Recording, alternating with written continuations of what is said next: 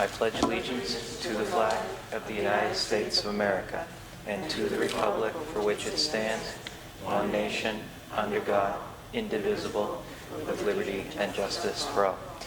I would like to ask everyone to remain standing for a moment of silence for Abilio Shaves, the father of elementary teacher Melanie Shaves.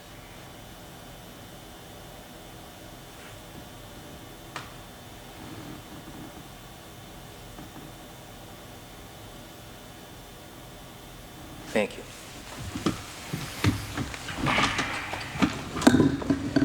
This is the October 19th meeting of the Clinton School Committee. This meeting is being held both in person and remotely in accordance with the Governor of Massachusetts' March 12, 2020 order suspending certain provisions of the Open Meeting Law, General Law, Section 20. The remote meeting is through via Google Meet technology. Can we have a motion to approve the bills? So moved. Second. Motion having been made and seconded, any discussion? There being none, all those in favor? Unanimous, thank you. Can we have a motion to approve the minutes from the meeting held October 5th? So moved. I'll second. Motion having been made and seconded, any discussion on the minutes from the meeting of October 5th? There being none, all those in favor? Unanimous, thank you. Do we have any public comment tonight? Yes, Ms. Quist. The teachers are looking forward to our Professional Development Day on Friday, where we will get more training on technology. Terrific. Thank you. At this time, Dr. Meyer. Thank you.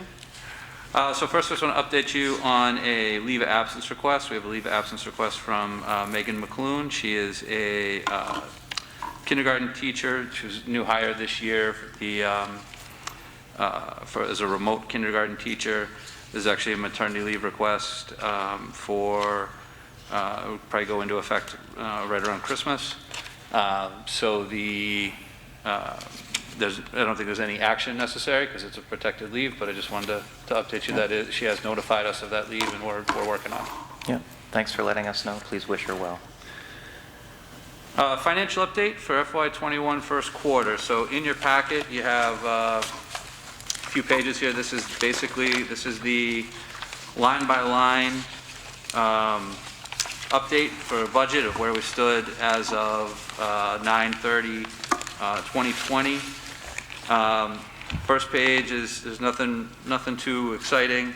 On the second page, you can see how we are projected to be in the negative on things like kindergarten teachers, regular ed teachers for elementary school, regular teachers for the middle school, regular teachers for the high school. Those are all projected into the negative. However, there are some other line items that kind of help make up for that. We have some money remaining from the special ed summer school, a few lines below that. CES SPED teachers came in under.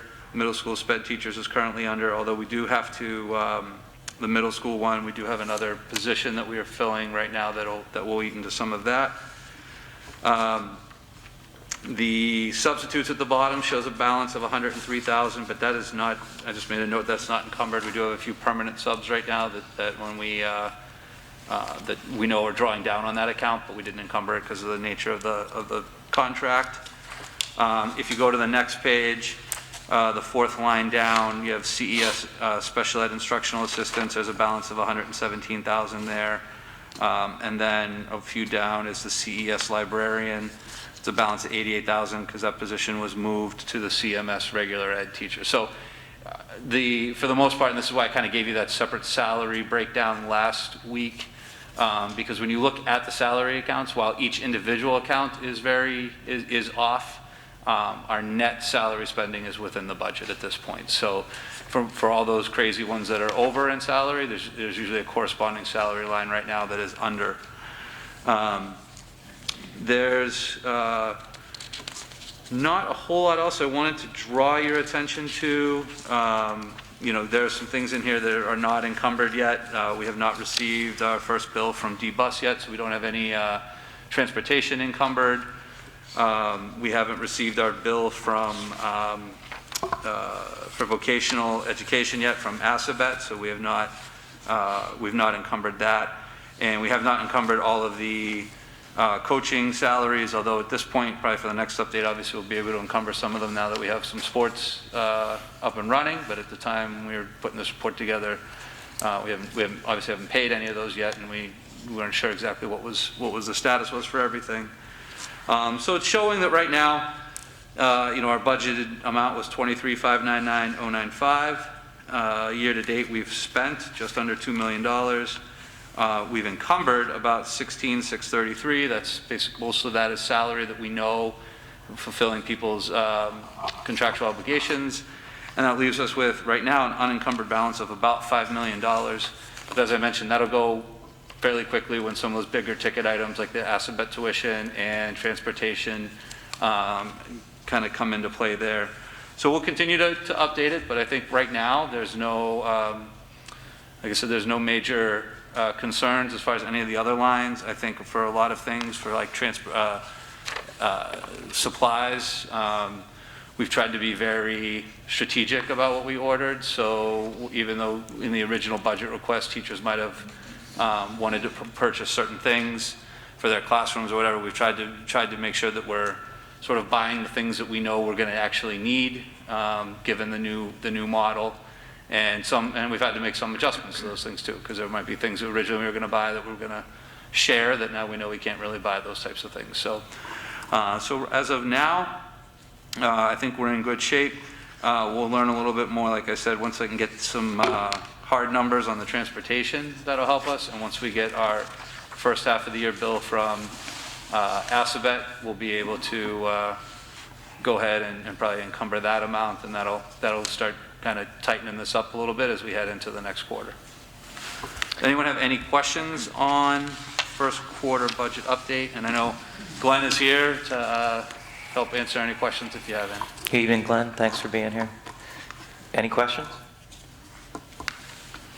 Based off of what we assume you're getting, right? Yeah. Yep. Okay. Was that a question? No. Just No. Okay. no. The one other financial update I will provide is I do believe that the selectmen are going to, I believe, be entertaining on Wednesday the topic of a potential town meeting in December, and special town meeting. And what that would be to do is, and this is sort of what Mr. Bailey just sort of asked, this budget's based on the budgeted amount that was what we thought we were getting at the time. Since then, the governor's revised budget has the school system getting, or the town, I guess, getting an additional almost $900,000 in Chapter 70 money than what this budget was based on. Because at the time, we did a conservative, the town budget was based on even flat funding for Chapter 70 for this year. So the idea at the special town meeting might be to look to not really increase our budget, because I don't think we necessarily, I think we're okay how we're going right now. But what it would be to do would be to increase the allocation so that more of that Chapter 70 money that came in was allocated to the schools. And then what we would do is we would take a vote to revise our budget so that we could use less of our circuit breaker and less of our school choice. And then what that would allow us to do is that would allow us to carry that money over into next fiscal year. And the anticipation from all the forecasting right now is that this year hasn't really been that bad of a fiscal year, because there's been so much COVID money that has come to the town and the schools and across the state. But they're worried that next year, when you see the results of decreased tax revenue going into towns, and then you might not have this additional COVID funding coming in, that next year could be the difficult budget year. So what the idea would be to do is to sort of just work with the town and the finance committee to try to possibly reallocate that money to better position the town as a whole for FY22. So that's just on the radar. I think the selectmen are going to take that up. And then part of why they would need to do that is, part of the timing for that has to do with sort of when the town has to do other certain fiscal reporting and setting tax rates and those types of things. So they need to make sure that they've accounted for the money that's been received from the town. So we just want to, but you know, as it is, none of those numbers are finalized, but that's pretty much what the governor's revised budget came out with. So we're starting to feel more confident about those Chapter 70 numbers and some of the local aid. All right. The next topic was facilities. And I know I shared with you the middle school assessment. We talked a little bit about the square footage last time. We talked briefly about it in the, a little bit about it in the safety committee meeting. I know Russ is here tonight. I don't know, Russ, is there any specific aspects of the report you wanted to highlight? Well, we went over the square footage numbers, so based on the schools, we're in pretty good shape, and all our assumptions proved to be correct on our original planning for COVID. And so the report just validates that we're doing a good job so far, and what our next steps are. So if there's any specific questions, we can address those. Thank you. Any questions from the committee for Director Karlstad? Doesn't look like it. We are going to do a study at high school and at elementary school, safety study. So all three schools covered. We have to contract that tomorrow. Get that going. So just to reiterate that, just in case, just to get it in the camera if people couldn't hear, we are planning on doing a similar study for the high school and the elementary school, similar to the one we did at the middle school. You know, I think this is something that while there's the COVID funds exist to try to look at these systems, it's good for us to take advantage of that, look into it, and if there are any modifications that need to be made or that we could make that would be beneficial, then, you know, if we could, you know, there is certain money that has been allocated to towns for those types of repairs, and right now, unless it's extended, that money has to be spent by December 31st. So I think looking at what we could use that, you know, what we could use that money for in the spirit that's an allowable expense from that allocation, I think is a prudent move. Any other questions on facilities? Okay. Just some other reopening updates. The current Clinton data, so I did include the updated graph here. It shows that since our last meeting, the data on October 7th had us at a 7.1 in terms of average daily incidence for 100,000 people. And on October 14th had us go back up to 7.6. So you can see sort of from that graph that, you know, we keep getting up to that 7.6 and then kind of dropping a little bit, getting back up, dropping a little bit. So we've been staying consistently in that yellow. You know, the thing, our positivity rate is down, is still very low. It's under 2, 1.96. However, I do know that we are anticipating, kind of in our conversations with the Board of Health, that it is probably likely that we would be, on Wednesday when the data is released, that we would probably be a red community as of Wednesday. So that is what we are anticipating, just based on the number of cases that we know internally. Or to probably publish right on the website. It's not like it's a secret, but when you kind of work out the math for it, it would project that we would be in the red. Well, as always, we'll have to wait till we get the state's final results, because I know sometimes they do some cleaning of that data and those, you know, making sure they're properly attributed to the right towns and those types of things. Just a reminder that if we were to go into the red, 1 week in the red is not reason to panic, according to the DESE. They're actually saying that before we really switch models, it should be 3 weeks in the red, which would mean, you know, most likely if we were in the red this week on the, what day is that, the 21st, I think it would come out. Then most likely, if you have remember, as we kind of seen through this whole thing, it's a 14-day average. So if you had 1 week that was particularly high, that week's going to stay with you the next week. So I would anticipate that we would probably be in the red. You never know, but depending on how this week plays out. But it would be likely with a week with some higher cases last week that you would end up with a week in the red potentially on the 21st and a week in the red on the 28th. Then the last week would fall off, and we would see where we are for November 4th. So I think the how we respond between now and really October 31st, because the Wednesday data is kind of it's usually for the week before.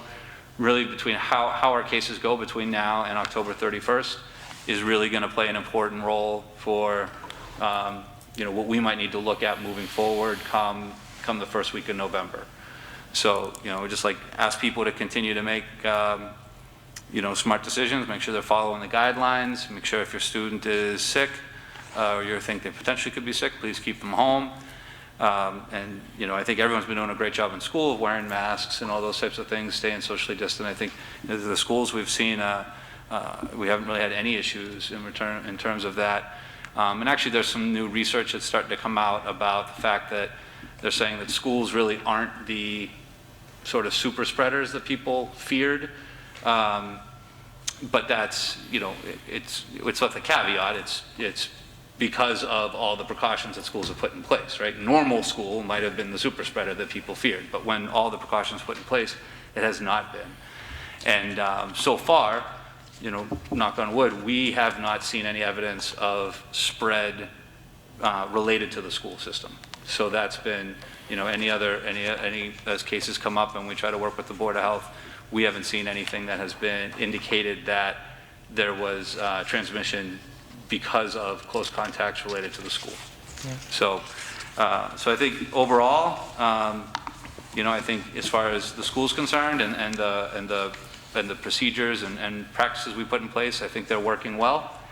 I think that the concern is, and you're seeing it across the state, you're seeing it across the country, is that just things are getting colder, people are staying inside more, there's those types of things, and cases are kind of on the rise. So I think, at one point there was like 20 red communities, and there was 40, then there was 60, and I think there's probably more joining this week. So we'll continue to monitor that and monitor the state's guidance if any of it changes. They did say, we did have a meeting with the commissioner last week, and one thing that the commissioner said is that this week they're planning on trying to release some other guidance about how to interpret some of the red numbers, so you could try to figure out, based on, not all red is created equal. I always try to say that, red is anything over 8. So, 8.4 for us is like 2 cases different.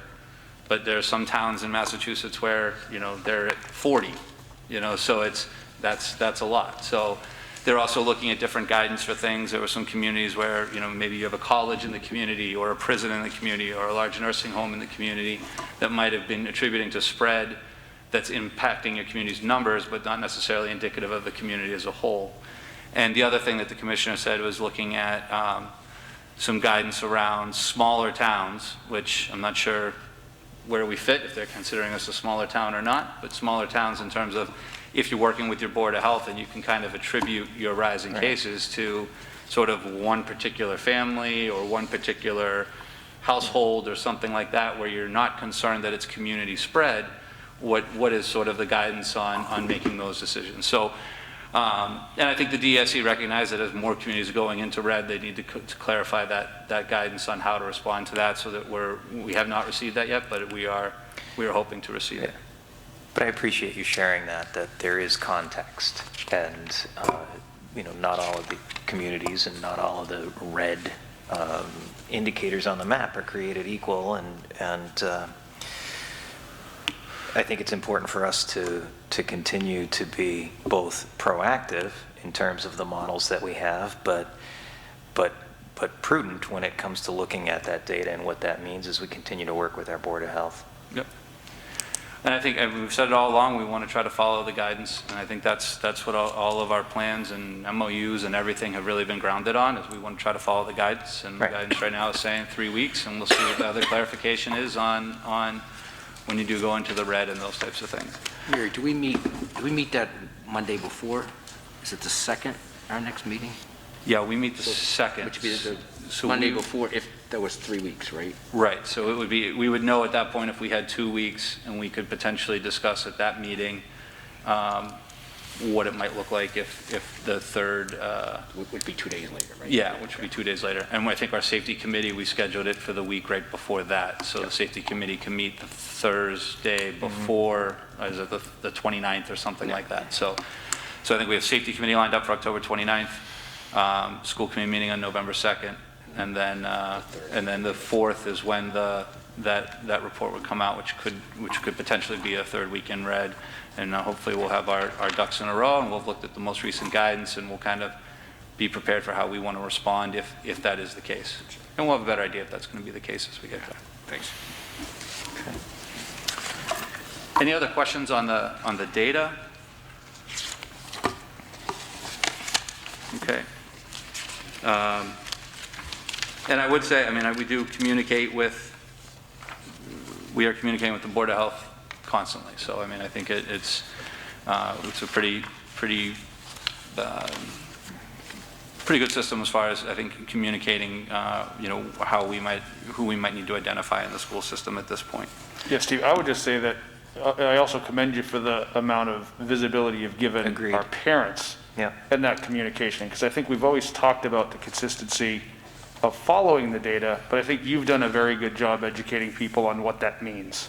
So as the data changes and the script changes and the guidance changes, just giving parents an opportunity to understand how we view that Yeah. and what it means to them, because it's not like all of a sudden we'll flip a script 2 weeks from now and they won't have been educated on how things have been changing dynamically. Yeah. So I think it's really good that you continue to do that. Yeah, I think it's, well, thank you for that, but I think I feel like that's half my job right now is data monitor. Yeah. But It's good. The next update here was just that an announcement from the USDA.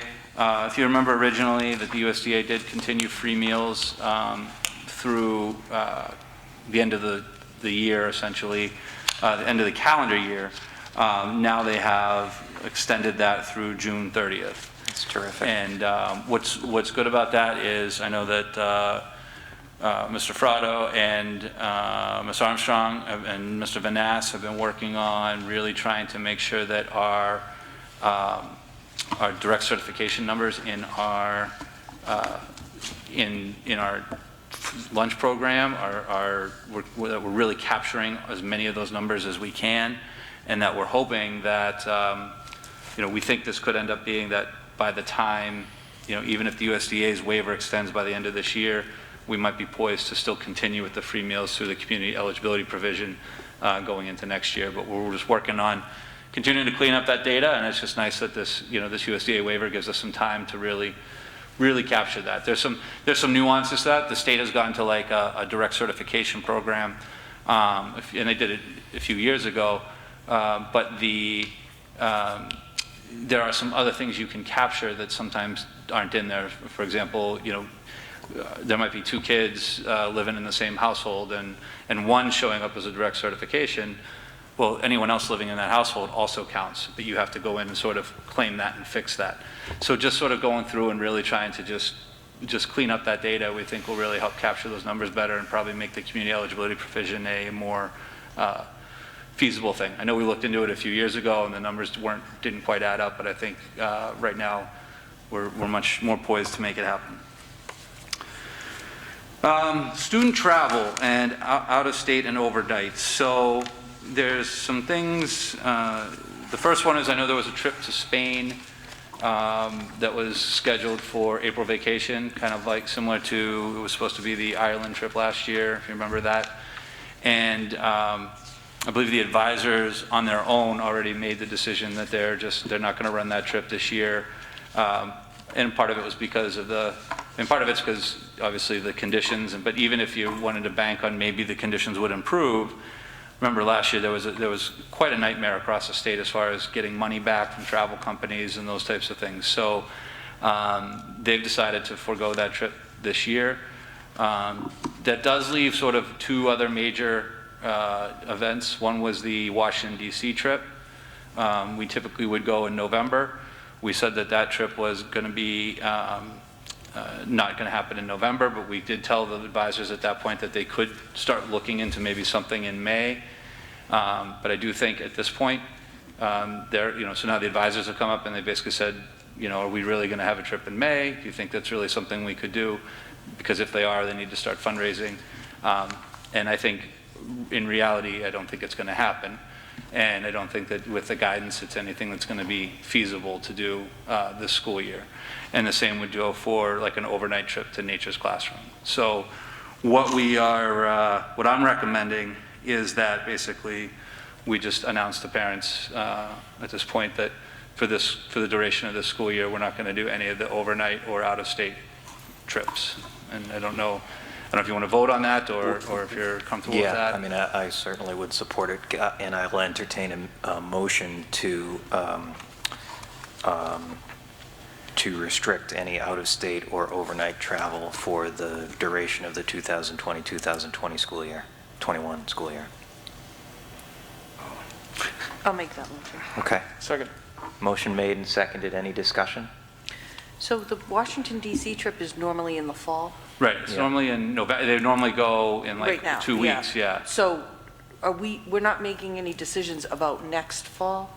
But- No, this wouldn't be for next fall. This would just be, Just so for what this we had school told year? parents, because remember, they normally start doing fundraising Well, that's almost what a I'm year thinking. They got to before. start making payments for the Right. next Right. fall. So they, but they don't normally really do that till the spring. So so there was some money that was fundraised last year.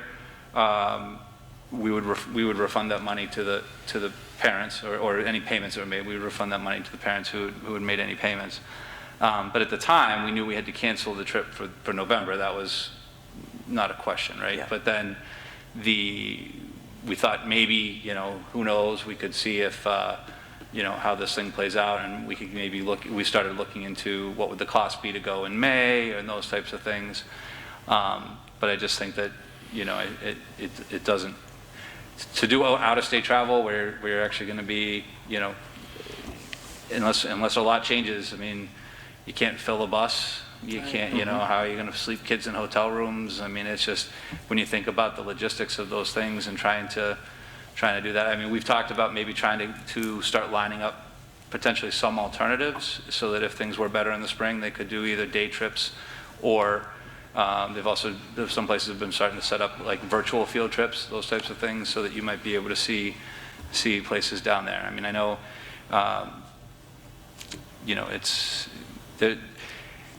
there's a lot of work and a lot of risk that goes into field trips anyway. And I think when you start combining all the COVID restrictions, I don't think it's a risk worth taking. Steve, is there, and this could be a conversation for another day, the Washington DC trip is always so well done, and the kids have a blast, right? Yeah. They come back with their sweatshirts, they come back talking about the experience, and I think that the schools have always done a fabulous job for the kids. Is there any thought maybe longer term to say the kids that would miss out on it this year, could we send a larger group next year when it's safer so they don't miss out on the trip altogether?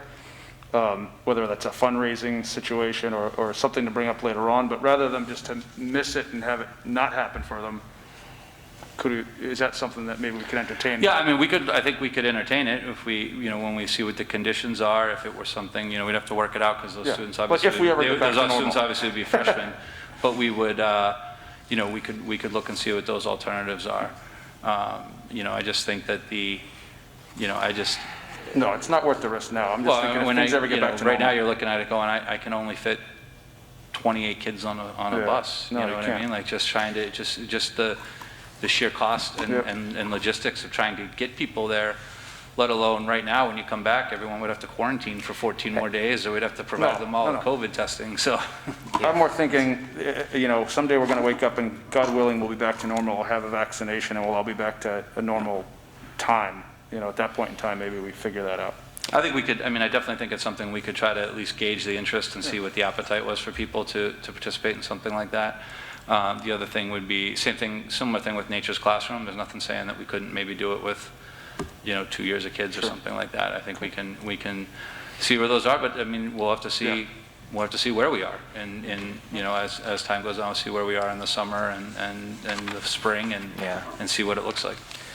I do think it's prudent to vote for this motion, even if the world returned to normal a month and a half, 2 months from now, it's not enough time for fundraising. Nope. It just, there's a practical aspect to it that I think it's, although unfortunate, prudent for us to take this action.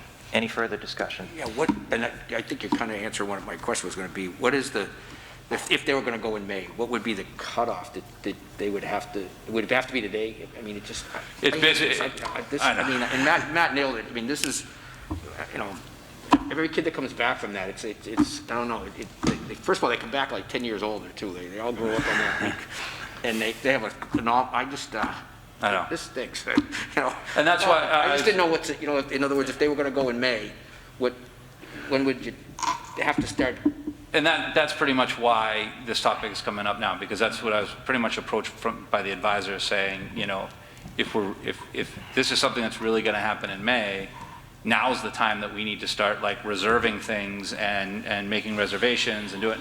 And like I said, just like we saw last year, getting things back from travel companies isn't always the easiest. So No. you end up, having people fundraise, pay money, we end up putting deposits down, and then if we end up canceling a trip in May.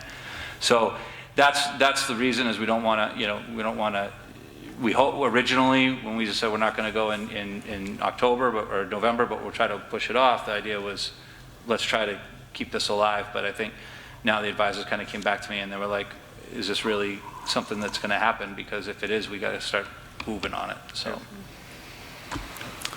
Anything else? All those in favor? Unanimous. Thank you. All right. So the last update here under reopening is some calendar changes that we're proposing. The first one is we'd like to change one of the scheduled half days. Right now, December 7th is scheduled as a half day. We'd like to try to change that to December 15th.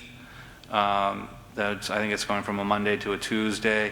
It'll help balance the green and gold weeks. It also coordinates for one of the days that we already have we have some days for technical assistance with Universal Design for Learning. And we have a consultant that's scheduled to be with us on both of those days actually, but moving it to the 15th would allow us to still access essentially the same PD we were going to do on the 7th.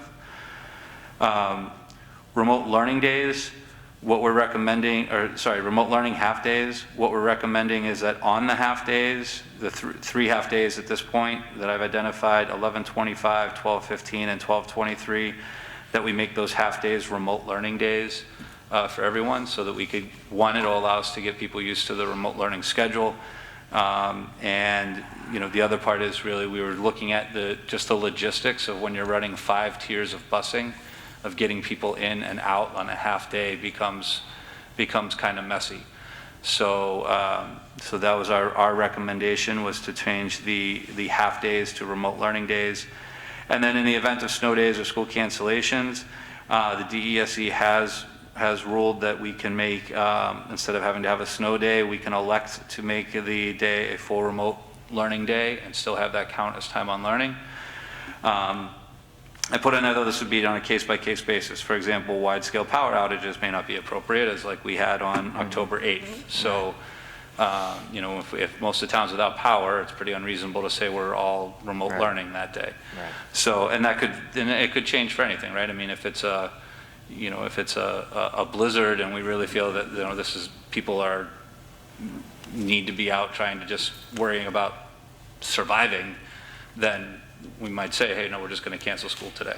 But maybe instead of missing 3 days in a row, the next 2 become remote learning days or something like that. So it would still be on a case-by-case basis, but the DESE has clarified that we are able to do full remote learning days in lieu of snow days.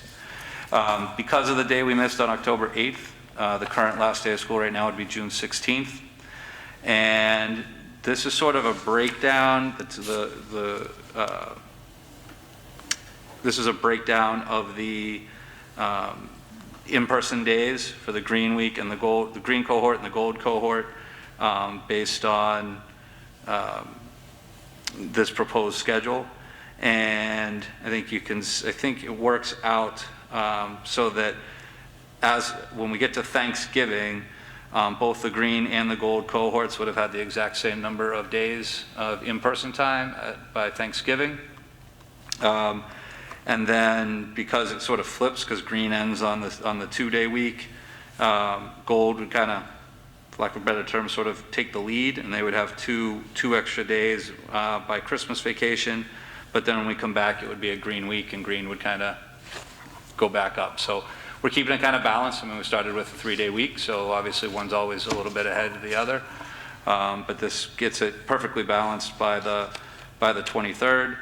And then that is accounting for those half days to be sort of full remote days to kind of just balance that all out. So those are all proposals for your consideration. I don't know if there's any questions, or if you need more clarification or anything like that.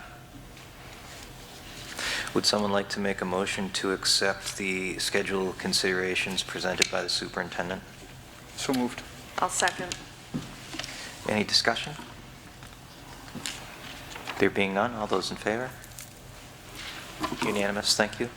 Thank you, and we'll make sure we communicate that to staff and parents that these were approved. We'll do that in the next day or two, make sure we get that communication out to parents so they can make any necessary adjustments. And thank you for the effort to, balance out those days. I know that it's, the schedule layered on top of a previous schedule, on top of expectations, and it's, we appreciate the effort. The next bullet is just on community engagement, and didn't want to lose focus of trying to go back and kind of revisit our strategic plan and trying to make sure that we're looking back at some of those things. So the community engagement pages are in here. I have added a few update things. The first couple here, develop a welcoming environment across the district, and the district environment committee, we did do that, and that was in 1819. We did do that survey. We did identify some things to start working on. The training and learning opportunities for parents and guardians are kind of encompassed in one of the next updates. Same with the two-way communication. So if you see on the next page, there's some updates there. And all it is just, most of the stuff you're aware of, but it's just sort of kind of going back through some of these parent forums and the different meetings that we did kind of over the summer leading up to the reopening. We did have a couple in-person forums here on August 25th and August 26th, one for Spanish-speaking families, one for Portuguese-speaking families. I also think that it's, if you look down to those re-entry meetings that we held between September 9th and 14th, we had 123 meetings where we needed to provide interpreters for those meetings. And we had 15 different interpreters that we were able to actually bring on at some point during those meetings to try to make sure we were able to provide translation for all those meetings. So more, just interpreters for just like an hourly rate, we were able to get in here. And there's a lot of, some of those links that go there, if you have the electronic version. There's some different things that different schools are putting together, sort of videos and tutorials and slideshows and stuff for parents to try to help them with the remote learning. And I know that CES is planning on a parent university next week. And we have posted positions for a part-time parent liaison. And we have some funding from that, from the Title III grant that we're trying to look at. And this would be to try to one of the main goals of the parent liaison would try to be to have more on-staff translation capabilities. And we do have some money from the Title III grant that we're trying to earmark for that position. We also have, we did apply for a grant for a similar position, more of the family outreach coordinator. If you remember, we talked about that last year when we were talking about the Student Opportunity Act money. And we applied for a separate grant for that. So we're trying to wait on to see what the status of that grant is before we make a move, because if we were awarded that grant, we might be able to buddy that up with some of the money from the Title III grant to really make that more of that whole coordinator position that we'd like to do, to try to provide support for families during these challenging times. The next initiative is creating a partnership between the school regarding decision making, and there's some updates We did do the reopening surveys, the registration forms, the school councils. Clinton Elementary School, I think, just held their first school council meeting tonight. The middle school and high school are just finalizing their elections. It's a little bit of a slower start since school started a little later, but we are still moving forward with getting our school councils, even if though their meetings are going to be virtually. CPAC has been meeting all along. I think CPAC has been great. It's supporting, supporting their families all through the summer and everything.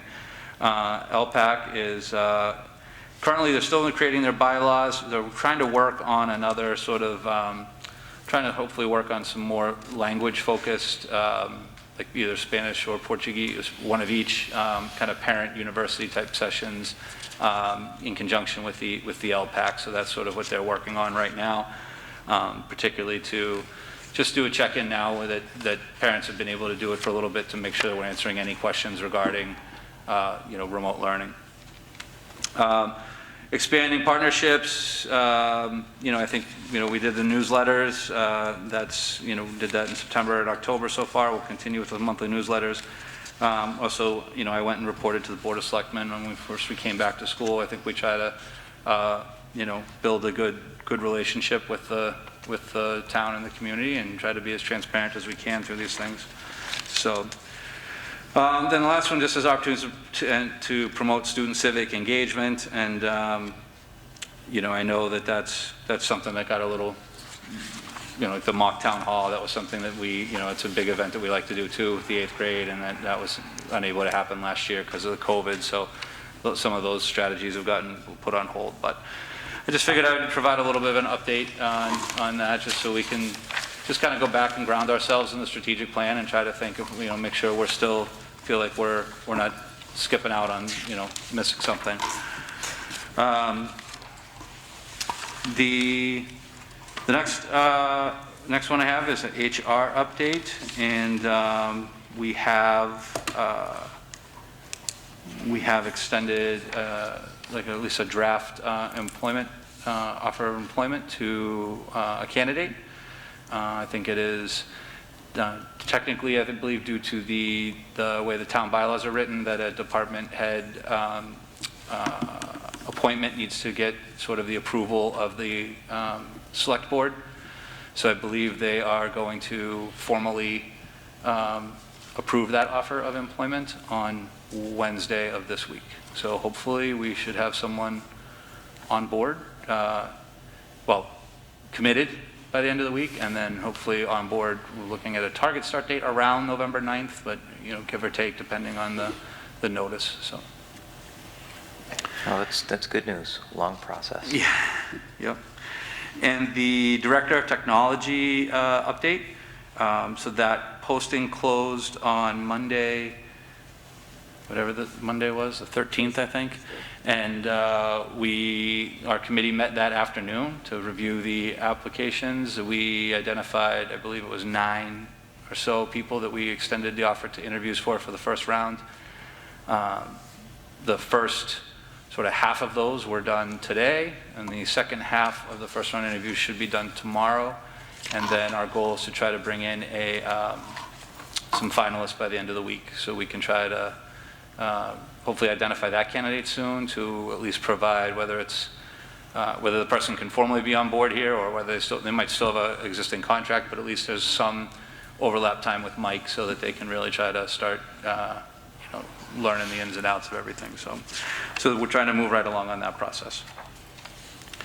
And I believe that is the end of my report. Okay, thank you. Do we have anything from the curriculum committee? Is there anything that anyone wants to add relative to the safety committee? What's the next one? 20. What did we say? It was 29th, right? Yeah, this is Thursday, right? 29th? Yeah. Yep. Okay. And we have copies of the latest newsletter. It's terrific. Any questions on that, or anything from the marketing committee on that? No, I just reached out to the members for their availability. We'll probably be setting up a meeting within the next few weeks. Any feedback on the newsletter, the most recent one? No?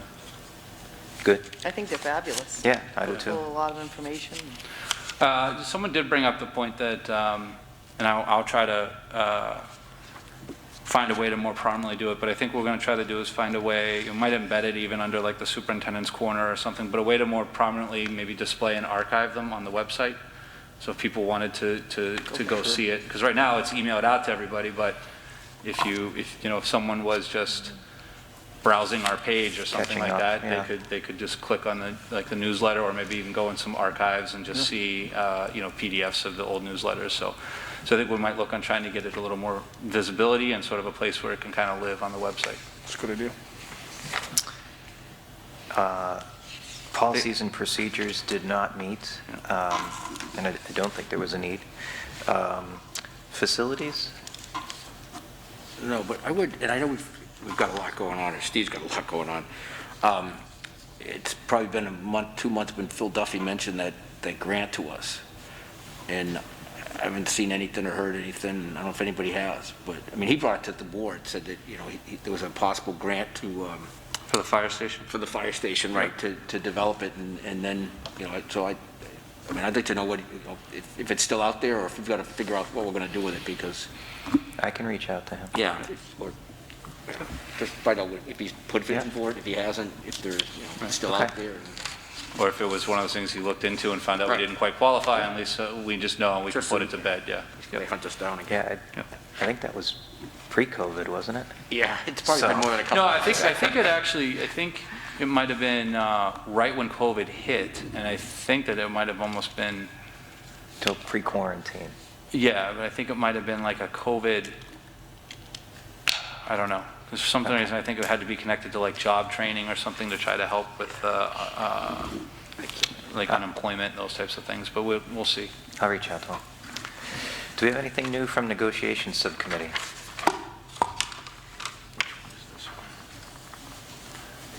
We do have those MOUs, we have received word that they are acceptable by the bargaining units for the secretaries and the instructional assistants. And I do have copies, they're the same, I don't think you guys have hard copies in your packet of them. I think maybe you got an We had them electronic last version, time. but they're the same as the ones from last Yeah, week. we have them from last time. So if you're okay with approving them, then I have copies that we can sign, if you guys wanted to. Great. If you were willing to, if they're acceptable to you. Well, so I'll entertain a motion to accept the MOA, well, we'll take them one by one, or take them as a batch? I have, well, yeah, go on one by one, because I have a question. One by one, On the second, okay. on the second one. Can I have a motion to accept the secretary's MOA? So moved. Second? I'll second. Motion having been made and seconded, any discussion? Mr. Bailey? No, mine's on the next one. Okay. All those in favor? I had to look, I couldn't. Unanimous, thank you. Can we have a motion to accept the instructional assistance MOA? So moved. I'll second. Okay. Yeah, Any my- discussion? Yeah, my question, on that, I read through it, it had the evaluation tool that was initially on, is now going to be put off for a year, is that correct? Yeah, we just, with everything that was going on, we decided to just, I know it was a new thing. Is there any chance that you could use it and maybe not, kind of, yeah, we wanted to use it to like train them on it. Right, almost. exactly. To introduce it to them, make sure that they understand how it works, so that But way we- next year when we actually like do it, it's new. Yes, that's what we're going to try to do, yep. thanks for putting that in. Yeah. You know what I meant? Yeah. Good. Any other questions? No. Okay. There being no further discussion, all those in favor?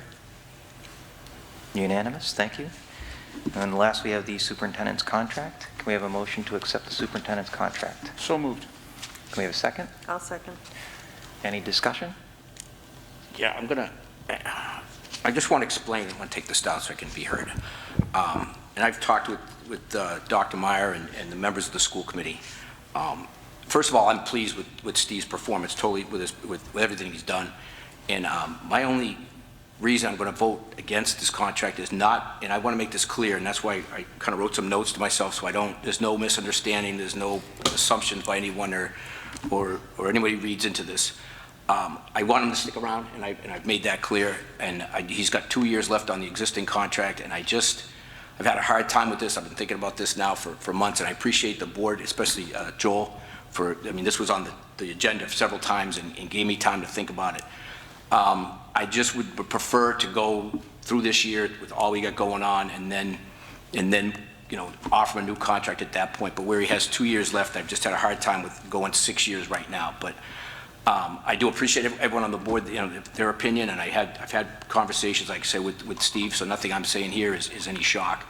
But I do just want to make it clear that it's no reflection on your performance. It's just me personally, I have a hard time right now, especially where we had another union that basically, and I was in favor of this. In fact, I was one of the ones who recommended with the IAs to not go with the contract now, just to go with a year kind of extension, if you will, because there's just so much uncertainty. So that's why I'm voting no, but again, I'm going to say for the third time, it is no reflection on the superintendent. No, understood. Thank you. It's all right. Bring different views to the table, that's fine.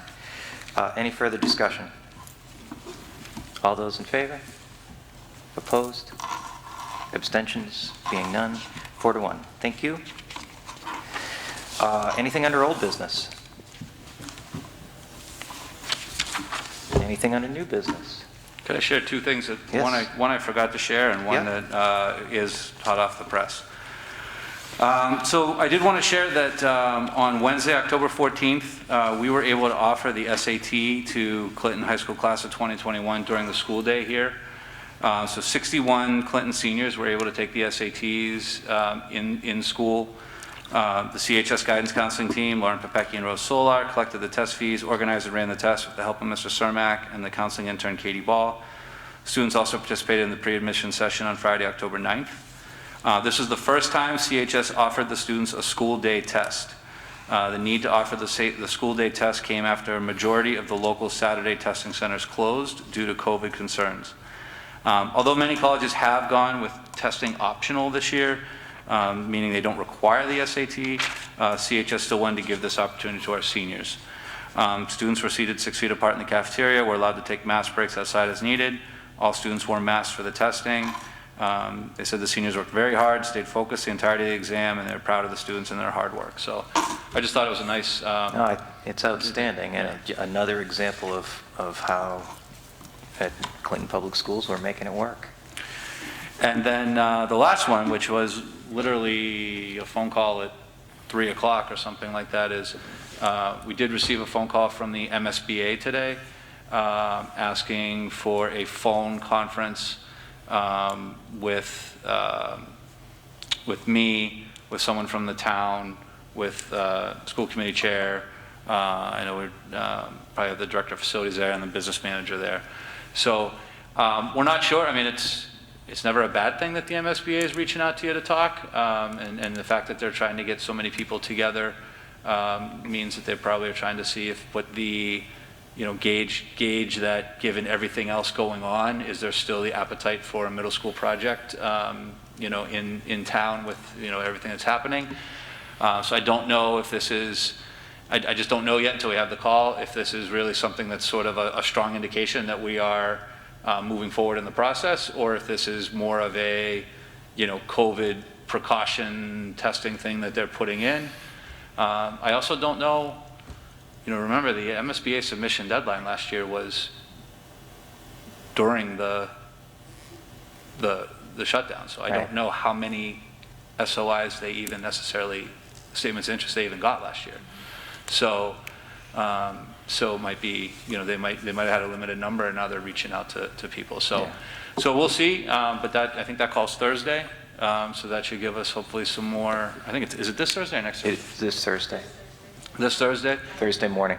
Yeah, so hopefully we'll get a little bit of indication, at least of what the purpose of the call is. Like I said, we're not sure if it's a positive, meaning that we could be, moving forward, or is this just more of a standard kind of checking in with all the statements of interest about how has, COVID impacted your statement. So we'll learn a little more on Thursday, but like I said, it's never bad. They didn't call last year, so. Right. And I do know of districts that were awarded projects that they did call. So I think it's encouraging. I think that's all I had. Anything else under new business? Okay. Can we have a motion to adjourn? So moved. I'll second. All those in favor? Unanimous? We stand adjourned. All right. Thanks, everyone, for coming out. Stay safe.